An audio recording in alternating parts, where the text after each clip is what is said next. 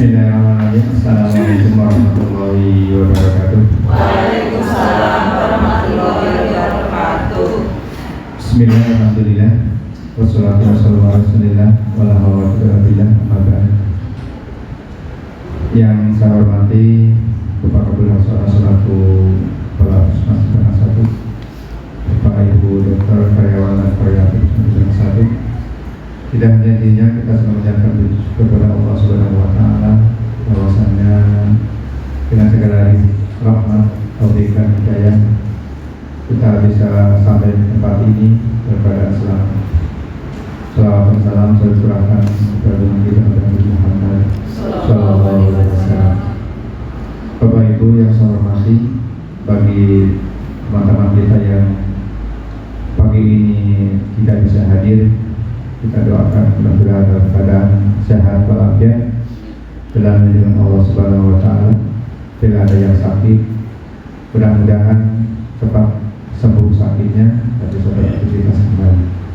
Bapak Ibu karyawan Bintang 1, seperti yang sudah diagendakan beberapa 3 minggu yang lalu sebelum puasa, sekalian, alhamdulillah pada pagi hari ini apa yang kita agendakan insya Allah akan terlaksana kegiatan pengajian dalam rangka Ramadan. Mudah-mudahan ke depan tetap berjalan seperti ini walau mungkin cuma 1 bulan sekali. Bapak Ibu yang saya hormati, izinkan saya membawakan acara pada pagi hari ini. Mari kita buka acara pagi hari ini dengan lafal basmalah bersama-sama. Bismillahirrahmanirrahim. Yang berikutnya sambutan dari Bapak Puskesmas. Untuk itu waktu dan tempat kita silakan.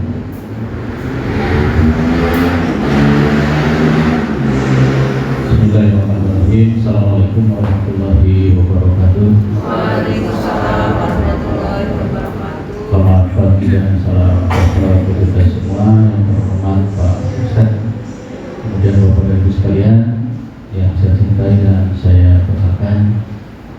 Pertama, mari kita bersyukur atas nikmat Allah yang pada pagi hari ini kita masih diberikan nikmat keselamatan, kesehatan, dan insya Allah pagi ini kesempatan kita bertambah satu, kita nanti melaksanakan pelayanan. Yang kedua, kita mendapatkan kebagian ilmu ya dari Pak Ustadz yang insya Allah konsen yang dilaksanakan 2 kali seperti ini ya selama bulan Ramadan ini. Jadi Bapak dan Ibu sekalian ya, sekali lagi ya, mari kita syukuri nikmat-nikmat tadi yang sudah kita rasakan ya di bulan suci Ramadan, hari yang ke-12 atau 13 ya. 13, ayat 12, ayat 13 ya, yang kurangnya yang baru 10 atau baru 1 itu bahkan yang tidak puasa itu yang kurang ya. Kalau yang 12, 13 ya. Alhamdulillah kepada sekalian ya, monggo hari ini kita mengaji sebentar ya. Nah, kita bisa merenungkan nanti apa yang disampaikan oleh Pak Ustadz ya terhadap pekerjaan kita, dan insya Allah pekerjaan kita ini pekerjaan ibadah ya Pak ya, menyembuhkan orang sakit ya, memberikan edukasi yang tentang kesehatan, itu kan sangat-sangat mulia ya, seperti itu. Kemudian Bapak dan Ibu sekalian ya, yang selanjutnya mari kita kerjakan apa yang menjadi sudah pekerjaan kita, kemudian tulis yang sudah dikerjakan ya, jangan lupa itu. Dan ini saya minta Mas Iman untuk lebih aktif terkait dengan pelayanan-pelayanan kita yang dimasukkan kepada website ya. Nah, karena penilaian ombudsman, kemudian penilaian akreditasi, bagaimana kita aktif ya, data-data kita dimasukkan ataupun kegiatan kita dimasukkan ke website kita, ke Instagram atau ke Facebook, silakan. Kemudian yang kedua saya sudah share ke Dr. Didi terkait dengan BPS ya. Bu, ini secepatnya diselesaikan ya Dr. Didi. Kemudian yang selanjutnya terkait dengan ILP ya, integrasi layanan primer juga sama ya. Monggo Bapak dan Ibu sekalian dikerjakan. Dan yang terakhir silahkan ekin dan absen bagi. Jadi ada 5 poin ya Bapak sekalian. Saya kira itu. Sekali lagi Pak Ustadz terima kasih yang mudah-mudahan akan disampaikan Pak Ustadz buat kita sangat-sangat bermanfaat. Dan mohon maaf ini dia tempatnya tadi nunggu nih. Saya udah undang jam 7.30 tapi ya biasa Pak jam 8 kurang seperempat ini. Ya 15 menit pada malam, tapi nggak apa-apa ya, lebih baik terlambat daripada tidak sama sekali ya. Terima kasih, mohon maaf apabila ada hal-hal yang kurang berkenan ya. Assalamualaikum warahmatullahi wabarakatuh. Waalaikumsalam warahmatullahi wabarakatuh. Terima kasih kepada Pak Puskesmas atas sambutan dan arahannya. Baik Bapak sekalian, langsung saja sebelum ke materi silahkan disiapkan catatannya apa yang sampai nanti narasumber kita catat yang penting-penting. Kalau memang tidak perlu nanti kita kopikan terus atau nanti saya share di grup untuk bisa dibaca. Sebelum ke materi saya perkenalkan dulu nih, biar nanti tidak memperkenalkan diri gitu ya Pak. Boleh memperkenalkan ya. Beliau adalah Ustaz Abu Hasan Sukanto, SPD IMPD. Beliau adalah pimpinan Pondok Pesantren Darus Sunnah Al Islami, Pondok Pesantren dan Modern Darus Sunnah Al Islami Jambu Angon. Alhamdulillah posisinya dekat pom bensin Jambu, di masuk sekitar 10 meter dari jalan nasional. Beliau adalah yang kalau di perusahaan itu apa ya ya, jadi rodanya Pondok Pesantren ada beliau yang mengendalikan. Memang ini sahabat saya, guru saya, dan ya tempat berkeluh kesah tentang masalah ibadah dengan beliau. Dan alhamdulillah dengan kesediaan beliau, mari kita ikuti apa yang disampaikan kegiatan kajian pada pagi hari ini. Untuk ini mau sampai jam berapa? Setengah 9 ya, karena kita pelayanan ya, nanti sampai setengah 9 yang kita ikuti. Untuk ini waktu dan tempat dipersilakan.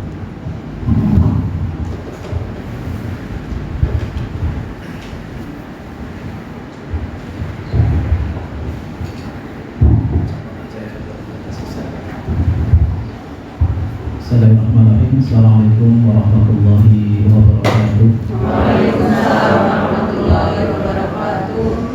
Alhamdulillah, salatu wassalamu ala rasulillah wa ala alihi wa sahbihi wa man wala. Asyhadu an la ilaha illallah wa asyhadu anna Muhammadan abduhu wa rasuluh. Rabbi ishrah li sadri wa yassir li amri wa hlul 'uqdatam min lisani yafqahu qawli. Allahumma la sahla illa ma ja'altahu sahla wa anta taj'alul hasana idza syi'ta sahla. Rabbi zidni ilma warzuqni fahma. Allahumma inna nas'aluka ilman nafi'a wa rizqan thayyiban wa 'amalan mutaqabbala. Yang saya hormati Bapak Pimpinan Puskesmas 01 Aji Barang, kepada para dokter, perawat, bidan, staf, segenap karyawan yang saya hormati pula. Lebih dahulu kita bersyukur kepada Allah Subhanahu wa taala atas nikmatnya kesempatan pagi hari ini kita bermuwajahah, bisa bertemu, dan insyaallah pada kesempatan yang baik ini kita sama-sama memanfaatkan sebagaimana perintah Allah Subhanahu wa taala, fadzakir fa inna dzikra tanfa'ul mu'minin. Berilah peringatan, sesungguhnya peringatan itu sangat bermanfaat untuk kaum muslimin. Jadi dalam kesempatan yang singkat ini saya hanya sebatas mengingatkan diri saya mengingatkan semuanya yang ada di sini, karena kita sesama muslim memiliki kewajiban saling mengingatkan. Materi yang ingin saya sampaikan yaitu terkait rahasia pahala puasa tanpa batas. Nah, sebelum saya sampaikan materi ini, saya ingin menyampaikan satu kisah. Kisah ini saya dapat dari teman yang ada di WA, salah seorang taklim yang ada di Temanggung. Kejadiannya pada Ramadan ketiga, di mana ada salah satu jamaah namanya Pak Suyono, usianya 68 tahun. Kenapa dengan Pak Suyono? Jadi Pak Suyono ini suatu ketika pada Ramadan ketiga, dia masuk waktu maghrib, kemudian berbuka dulu. Dia sehari-harinya sebagai pedagang tahu crispy atau tahu crispy di daerah BRI di Temanggung. Berbuka, kemudian setelah itu langsung bertugas ke masjid.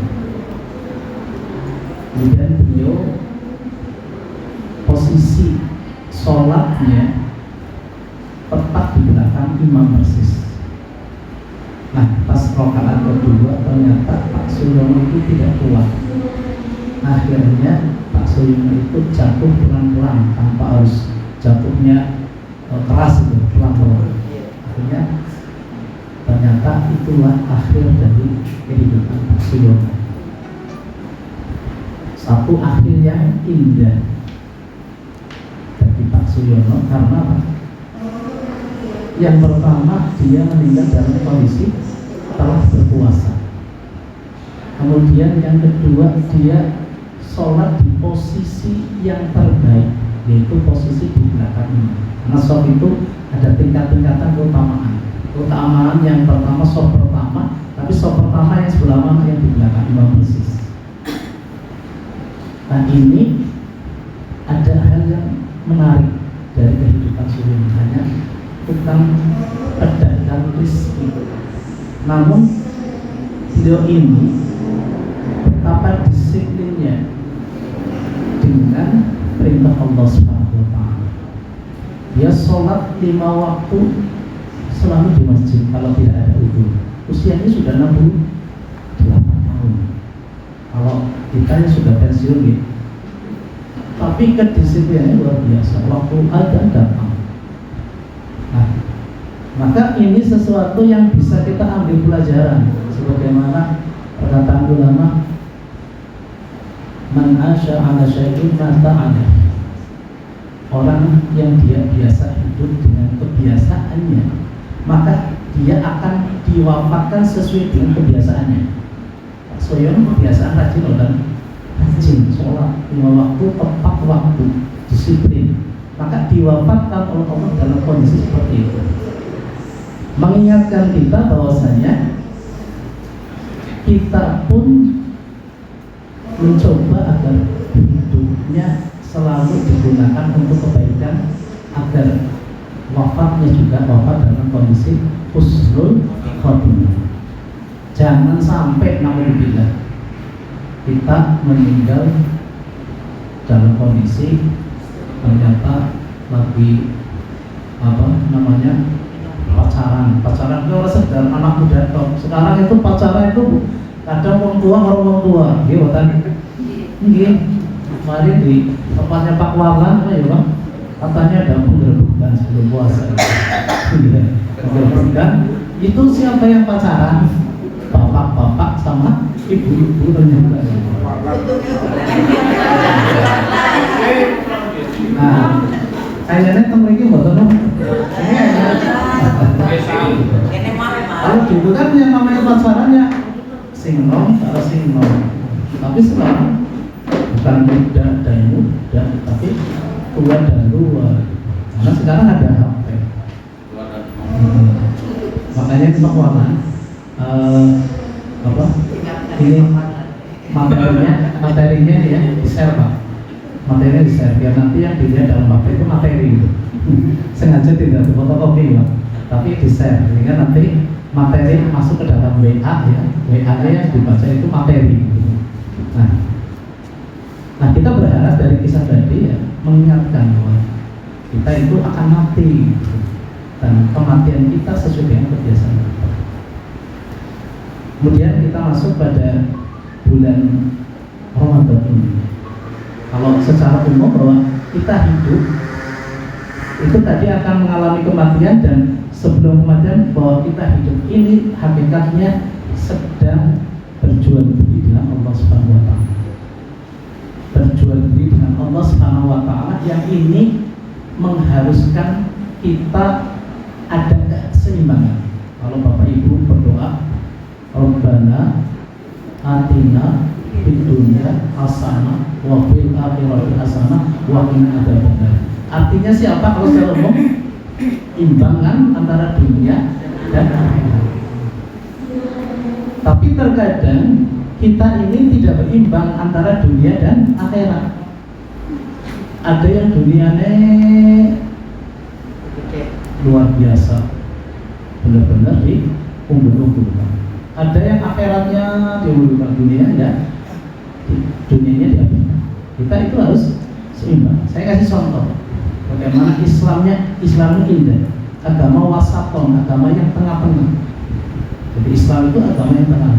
Saya kasih contoh yang mudah di bulan Ramadan ini. Secara umum, anggar akhir Ramadan, bahasa Jawa ya Pak. Kalau di akhir Ramadan, secara umum aktivitas manusia, saya di Indonesia lah ya, 10 hari akhir itu kesibukannya apa? Kesibukannya apa? Yang mulai Ibu-ibu yang jelas belanja, bapak-bapak yang mungkin sih dagang ya, saat melayani laris-larisan gitu kan. Saat yang laris itu ya di saat 10 hari akhir. Semakin dekat dengan Lebaran, semakin laris. Nah, ibu-ibu juga semakin kencang karena banyak pesanan roti ya. Ada sedikit lagi laris roti kacang ya. Gitu. Maret mak enak atau si enak, si penak, atau mungkin ada seri sapa ya, banyak kemarin. Itu bikin salak sendiri ya. Kalau yang sudah mulai bikin kue kacang ya, silakan dimereki sendiri. Nanti sama viralnya. Nah, itu kesimpulan ya. Nah, Islam coba menyeimbangkan. Justru di 10 hari akhir apa perintahnya? Kita disuruh iktikaf, ya kan? Untuk mencari taharul, untuk mencari malam ganjil, ya, malam Lailatul Qadar. Nah, justru berlawanan kan? Kalau kita lihat berlawanan. Kenapa? Karena Allah sengaja menyeimbangkan aktivitas manusia itu akan seperti itu. Hawa nafsu di saat akhir Ramadan akan seperti itu condongnya, sehingga disinilah Allah menyeimbangkan dengan perintah agar kita mencari malam Lailatul Qadar. Sampai Rasulullah ketika menjelang 10 hari akhir, kalau pas 10 hari akhir itu mengikatkan ikat pinggang, sadul mizar, ikat pinggang itu dikencangkan. Maksud apa kan? Oh, orang maksudnya gini, maksudnya menjaga hubungan suami istri. Jadi seorang fokus kayak gimana gitu ya. Fokusnya ke ibadah, zikir, ada baca Quran.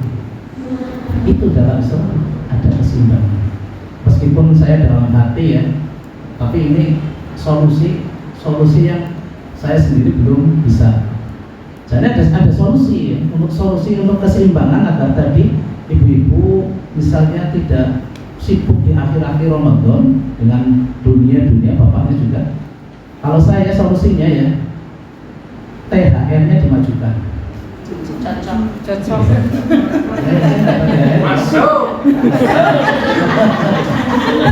Itu kalau solusinya. Kenapa? bisa gara-gara pada sibuk di akhir Ramadan, karena THR dibagi di akhir Ramadan. Kalau THR-nya dibagi di awal Ramadan coba. Kayaknya tekan kanan wis entong gitu. Sehingga sudah orang pasar ya, melayani apa ya? Karena sudah nggak punya uang. Kemudian mau beli pakai apa gitu kan, ada THR. Terus solusi yang kedua nggak ada THR. Solusi yang pertama THR dipercepat, solusi yang kedua THR ditiadakan gitu ya. Itu cocok juga ya. Orang masuk. Iya, nah ini mungkin menjadi satu konsep. Bismillah, ini saya juga sebetulnya beliau itu yayasan saya itu. Ya, saya itu di pondok, beliau itu di yayasan. Sekaligus ini saya meminta ke yayasan itu.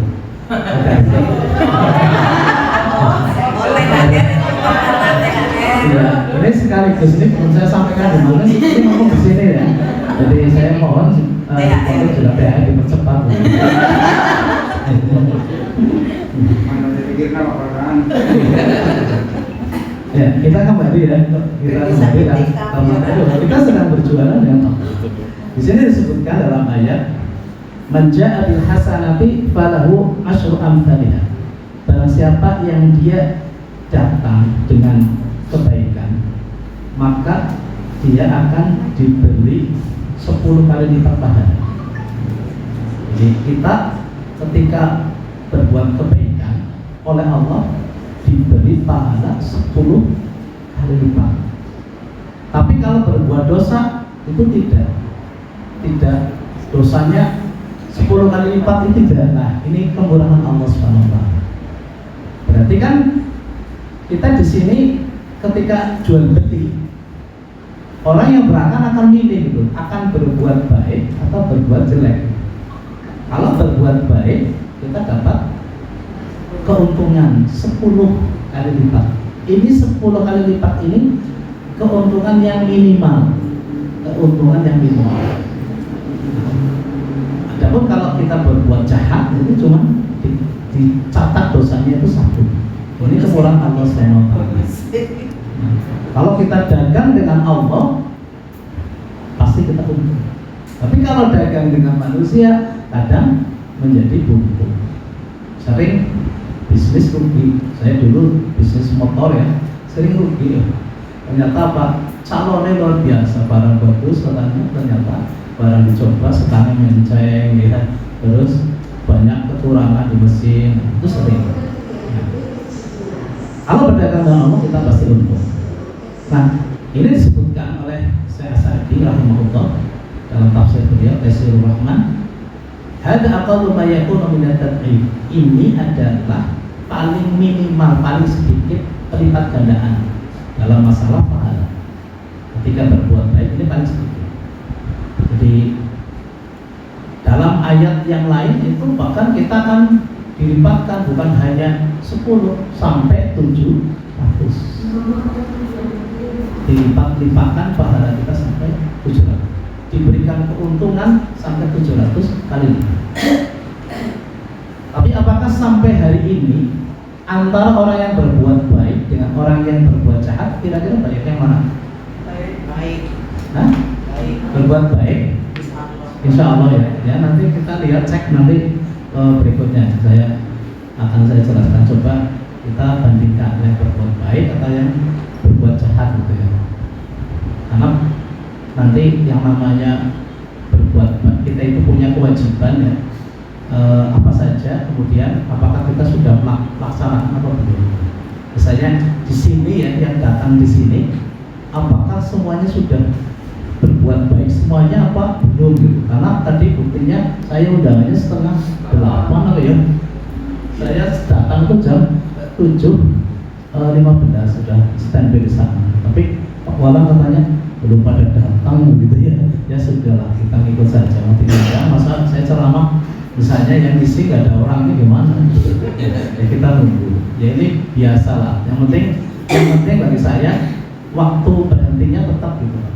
Misalnya 8:30 ya 9 gitu. Bukan ditambah waktunya gitu. Durasinya bukan tetap, tapi durasinya tetap sesuai waktu. Jadi bahkan kita tidak bisa memperoleh pahala sampai 700 kali lipat. Nah, ada sesuatu yang unik.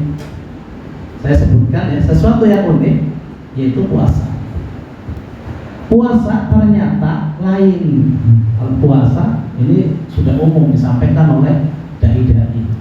Tapi kita ingin tahu rahasianya gitu. Kenapa kok kalau puasa itu pahalanya tanpa batas? Kenapa gitu? Kan ini sudah dijelaskan oleh para dai barus tadi. Disebutkan dalam hadis kullu amali ibni adam yudha'aful hasanah asyru amthaliha ila sab'ina. Jadi setiap anak Adam amalannya itu akan dilipat gandakan dari 10 sampai 700 kali lipat. Kemudian Allah Subhanahu wa taala berfirman illa shaum, kecuali puasa. Ada pengecualian puasa ini. Fa innahu li, sesungguhnya puasa itu untukku wa ana ajzi bihi, dan akulah yang langsung memberikan balasan. Yad'u syahwatahu wa ta'amahu min ajli, karena dia telah meninggalkan syahwat dan meninggalkan makan serta minum karena aku. Nah, di sini ada sesuatu yang unik. Puasa itu untuk aku kata Allah, kemudian aku sendiri yang akan memberikan pahalanya tanpa batas. Kalau dalam dunia apa ya, apa namanya, unlimited lah ya. Coba dari sekian ini kan kalau cari kuota yang unlimited ada apa enggak? Salat semuanya pembuli yang itu. Nah, puasa pahalanya tanpa batas. Nah, mengapa demikian? Kalau puasa kok tanpa batas, ternyata di sinilah ada rahasia. Rahasianya sebetulnya kalau puasa itu ibarat motor. Puasa itu sebagai banyak remnya. Anak motor kan anak gas. Karena ada mesin yang terdiri dari mesin itu bisa berjalan ketika digas. Kemudian ketika gas tanpa rem kira-kira gimana? Masuk jurang. Coba nanti yang mau praktek ya, silakan coba pakai motor, pakai mobil, nggak usah direm gitu. Coba kayak apa hasilnya gitu. Kita juga sama, anggota tubuh kita itu sebetulnya kayak mobil, kayak motor. Ya ada motornya, ada apa yang menggerakkan, yaitu apa? Hawa nafsu. Di sini kan semuanya punya hawa nafsu kan, punya keinginan. Nah, punya keinginan inilah yang mendorong kita jadi bergerak. Coba kita mau ambil ini, karena punya keinginan. Kita mau datang ke puskesmas, ada keinginan. Nah, keinginan ini yang mendorong kita jadi bergerak sebagaimana kayak mobil. Tapi ketika kita bergerak, maka butuh ada rem. Remnya apa? Puasa. Puasa menjadi rem.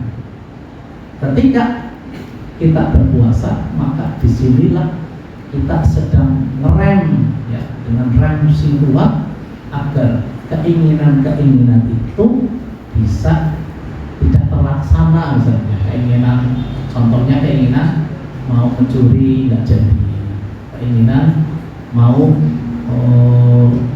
bolos nggak jadi ya, pokoknya keinginan yang tidak baik itu tidak jadi. Nah, puasa jadi remnya. Karena di dalam puasa ini kita dilatih dengan imsak. Karena puasa itu adalah imsak anil muftirati min tulu'il fajri ila ghurubi syamsi. Kita menahan makan dan minum dan hal-hal yang membatalkan puasa, atau syahwat juga, hubungan suami istri, dari terbit fajar sampai tenggelamnya matahari. Di situ kita nahan. Wong yang halal saja kita mampu menahan, bisa ngerem. Misalnya bakso yang enak siang-siang hari, itu kan halal kok bakso. Tapi kita di situ menahan untuk tidak makan. Hawa nafsu kita tidak kita turuti untuk makan bakso. Kenapa? Karena tidak boleh.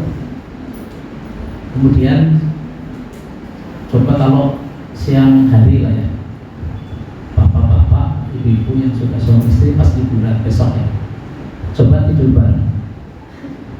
Sebelum puasa kira-kira apa yang terjadi? Oh tidur. Nah, sekarang ketika puasa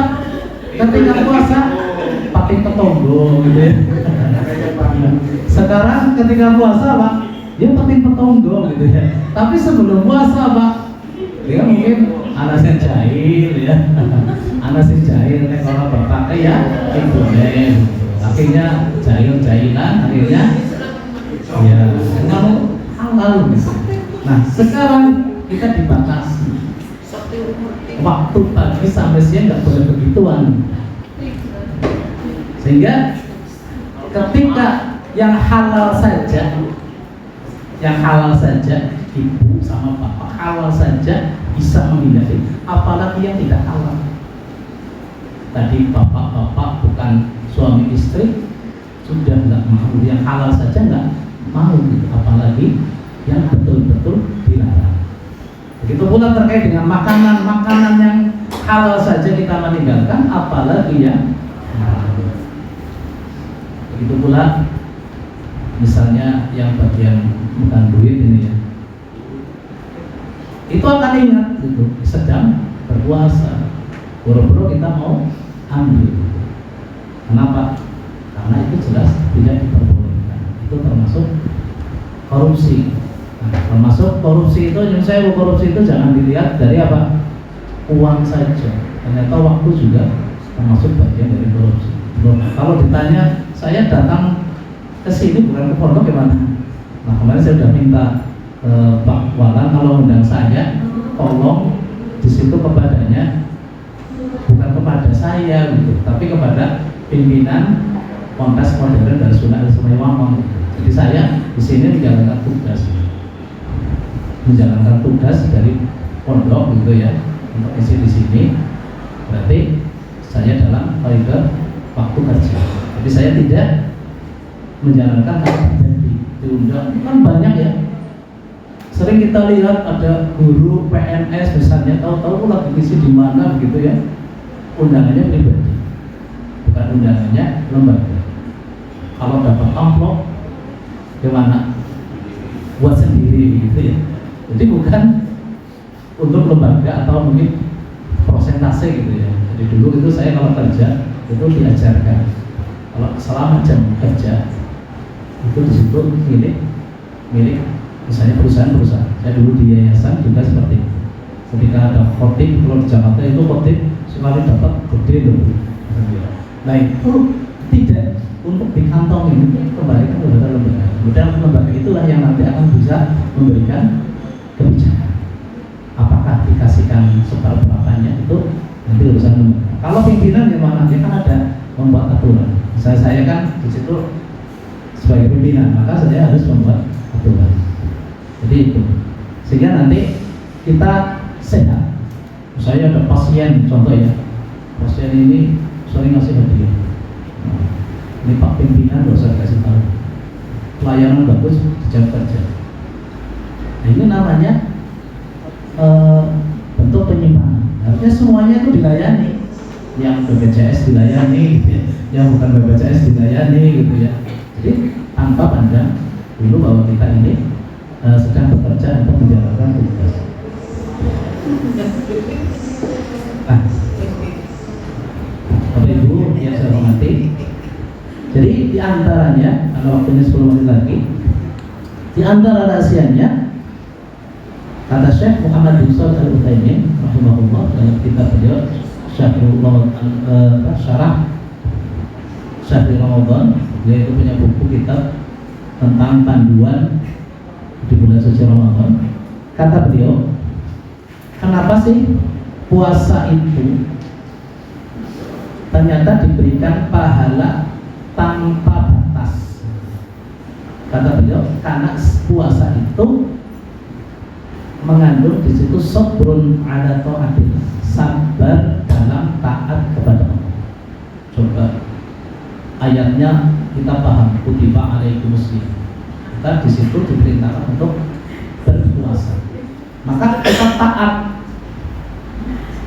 Nah, ketika menjalankan taat, maka kita yang menjalankan itu menjalankannya dengan penuh kesabaran. Karena yang namanya menjalankan ketaatan, kalau tidak butuh kesabaran, ketaatan itu repot bukan? Repot. Jadi butuh modal, ya. Contoh yang mau sholat, modalnya sarung, itu butuh modal.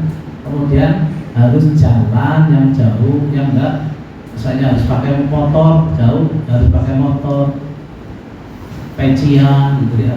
Kemudian baju kokoan, ibu-ibu, mukena, dan kelengkapan lainnya, kan butuh modal. Menjalankan ketaatan itu dan butuh modal, sehingga orang itu repot. Kemudian yang kedua, kecenderungan orang la'ammaratun bisu', cenderung hawa nafsunya memerintahkan kepada kejelekan, tidak, perbuatan tidak baik.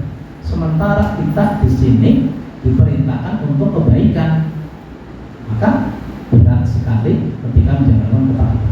Ini misalnya sholat ya, contoh itu sholat butuh modal dari baju, butuh melangkah, kemudian sudah kalau yang kerja ada dua pilihan, ketika ada adzan mau kerja apa melanjutkan. Nah, kadang muncul sholat gitu.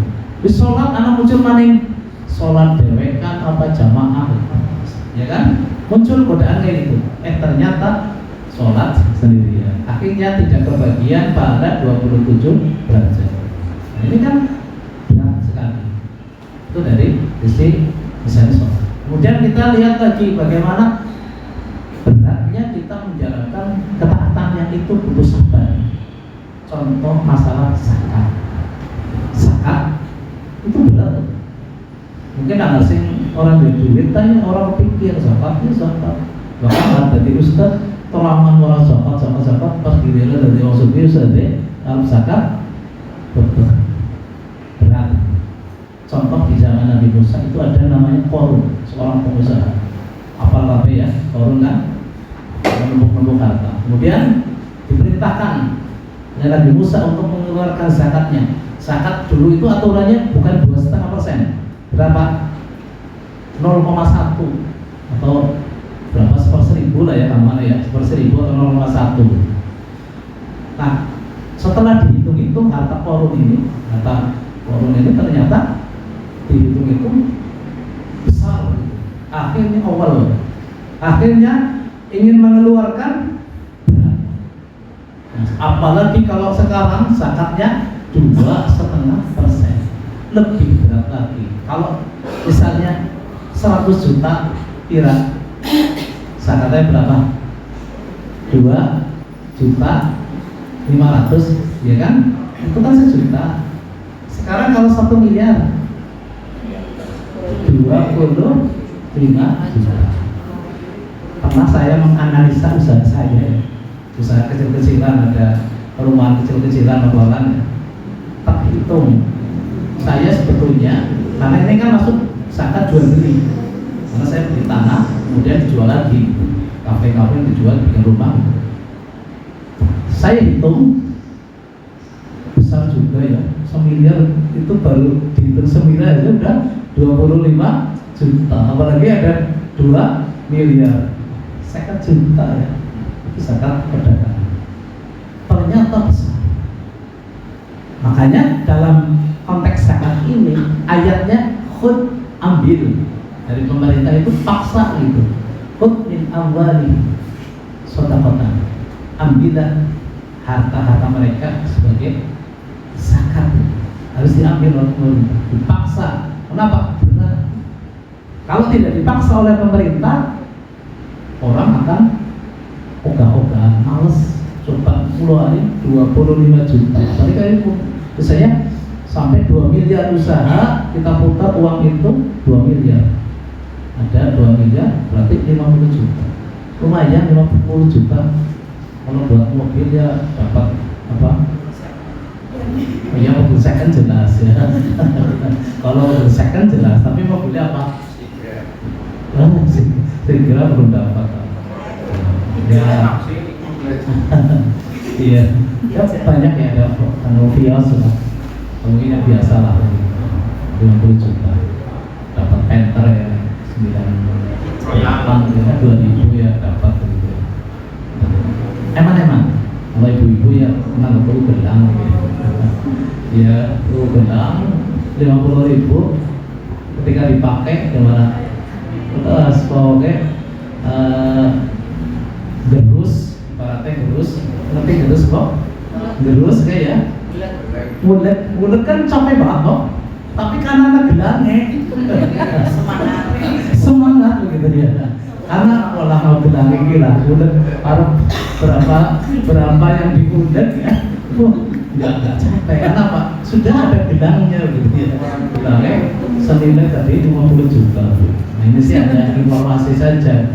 Katanya di antara ciri suami yang sayang kepada istri, katanya kata orang, kalau saya sih belum mengamalkan, itu suka memberikan cincin buat cincin ataupun gelang buat istrinya. Begitu apa ya ibu-ibu?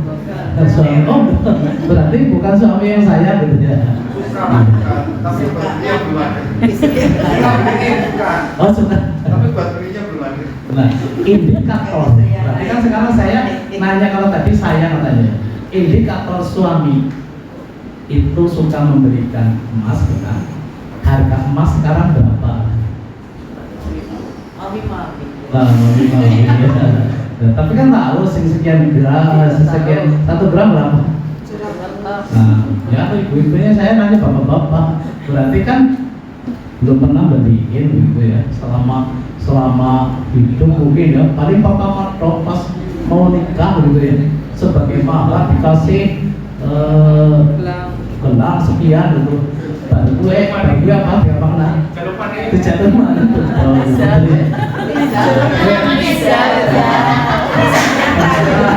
Anak sing aku ya. Ya begitu ya. Jadi artinya ketika ketaatan itu memang butuh kesabaran. Ini sedikit aja contoh. Kemudian yang kedua, sabrun ala maharimillah. Di dalam puasa itu ternyata ada sisi sabar dalam kita melakukan hal-hal yang diharamkan oleh Allah Subhanahu wa taala. Jadi yang nggak dibolehkan itu artinya kita nggak mau gitu. Misalnya hal-hal yang tidak dibolehkan dalam puasa itu apa? Anak lombok, terus apa nih? Misalnya lombok ya. Terus mungkin hibah atau mungkin namimah, menggunjing dan lain-lain. Nah karena puasa enggak lah, saya mau perbanyak membaca Al-Quran saja. Akhirnya jarang bergaul, kemudian perbanyak membaca Al-Quran. Karena di antara kenapa kok puasa itu sebagai syahrul Quran, bulan Al-Quran, di mana kita disuruh untuk memperbanyak Al-Quran. Di antara faedahnya, karena ketika orang dia membaca Al-Quran banyak waktu-waktunya di bulan puasa, maka dia akan menahan lisannya. Karena kalau lisannya mau baca Quran terus sih, orang kober kok menggunjing, orang kober untuk ini dan itu nggak kober, terus karena sibuk dengan Al-Quran. Makanya diperintahkan ketika di bulan Ramadan itu kita untuk berbanyak membaca Al-Quran. Karena memang selain itu pahalanya sangat banyak sekali, dihitung per huruf, bukan per kata. Kemudian yang berikutnya di dalam puasa itu memang kita as-sabru ala aqdarillah bil mu'min. Kita diperintahkan atau di dalam puasa itu mengandung bahwa kita sabar di dalam ketentuan takdir yang menyakitkan bagi jiwa kita. Nah, dalam puasa itu ada rasa ju itu kencok, wal atashi itu haus, kemudian lemes, ya kan? Lemes, anggap jiwa dan badannya lemes. Nah, ini kan kita sedang diuji dengan sesuatu yang kita berat, dengan takdir yang menyakitkan, sehingga kita disitulah harus bersabar. Lemes, tapi karena sedang berpuasa terus kita lanjutkan sampai berbuka. Setiap hari kita puasa, meskipun tiap hari lemes sama enggak? Lemes. Meskipun di sini tahu kesehatan bagaimana agar tidak lemes di siang hari, mungkin tahu minum obat apa gitu ya, minum obat cacing misalnya, atau minum obat apa biar siangnya nggak lemes, kan tahu kan, karena di sini ahli-ahli kesehatan. Kalau saya kan nggak tahu, kalau saya tahunya ya pakai korma, katanya korma itu terbaik, sehingga pakai korma. Saya tiap hari pakai korma, tapi ya lemes banget, cuman ya mending orang ngantuk dengan esuk-esuk, karena biasanya esuk-esuk kalau makannya kebanyakan itu pada ngantuk. Cuma kayaknya kalau lihat di sini, kalau di sini ya mungkin saya korma kabeh, jadi nggak ada ngantuk gitu ya. Nah ini kita sedang diuji kesabaran kita terkait dengan sesuatu yang menyakitkan buat kita, dengan lemes gitu.